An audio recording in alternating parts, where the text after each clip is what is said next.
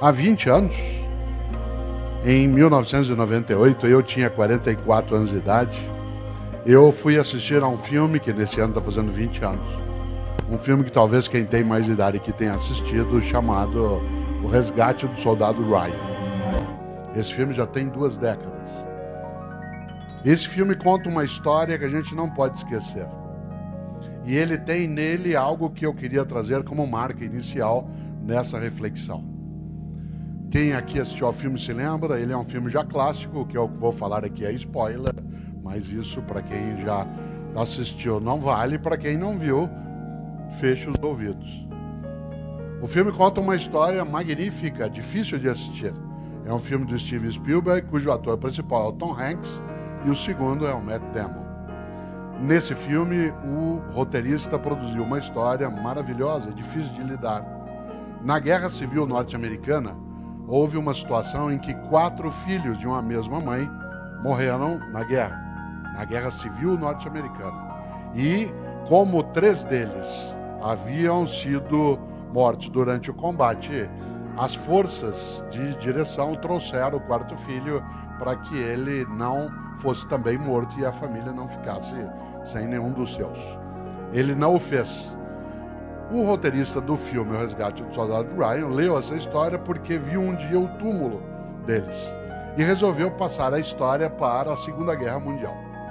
E a história, portanto, do filme O Resgate do Soldado Ryan se dá na Segunda Guerra Mundial com uma missão. Há um capitão, que é feito pelo Tom Hanks, que precisa juntar mais 7 e montar um grupo que vá até a Europa, a França, resgatar um paraquedista que, especializado em ataque, tinha se perdido no meio da Europa porque o paraquedas caiu, num local onde não havia tropas aliadas. É necessário que ele vá ser resgatado por comando do General Patton. O General Patton determinara que famílias em que havia vários filhos, quando alguns deles tivessem morrido, aquele que sobrevivesse deveria ser levado para casa. Isso é real. No caso, a história não é real em relação à Segunda Guerra, mas em relação a esta autorização, sim. E o filme se dá exatamente com a organização de um grupo de 8 pessoas que desembarca na Normandia, exatamente em 1944, no famoso dia D. Os primeiros 20 minutos desse filme, para quem não gosta de cinema realista, não deve ser visto, porque você tem que ficar de olhos fechados. Ele é absolutamente nada romântico com a ideia de guerra, de arma, de sangue. É uma coisa fortíssima. E eles entram na Europa em busca de um rapaz chamado Ryan, que precisa ser levado para casa. Dá para você imaginar como a história se desenrola.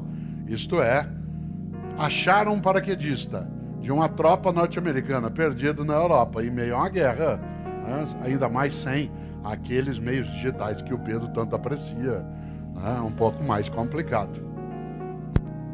E é curioso porque eles vão pouco a pouco, vários deles vão morrendo para chegar até o soldado e o encontram.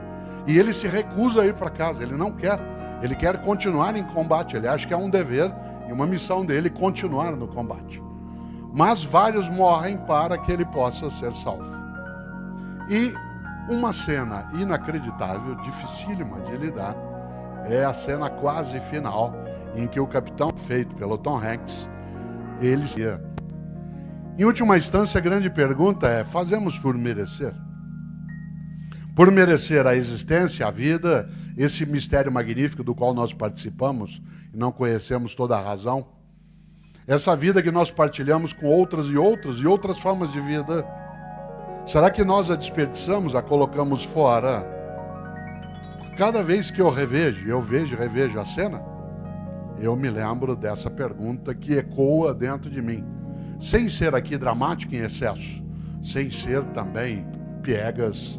A frase é muito forte: se alguém grudasse na gola do meu casaco e tivesse morrido quase, como aconteceu com vários outros, para que eu pudesse viver, e dissesse no último suspiro: faça por merecer. Isso é forte demais.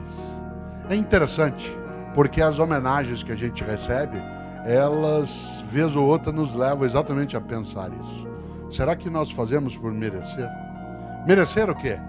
A amizade que partilhamos, a solidariedade que nos oferecem, a alegria que a gente pode ter, os momentos também de fraternidade que se tem, aquilo que é para nós uma condição de existência que não necessariamente é colocada com outras e outros.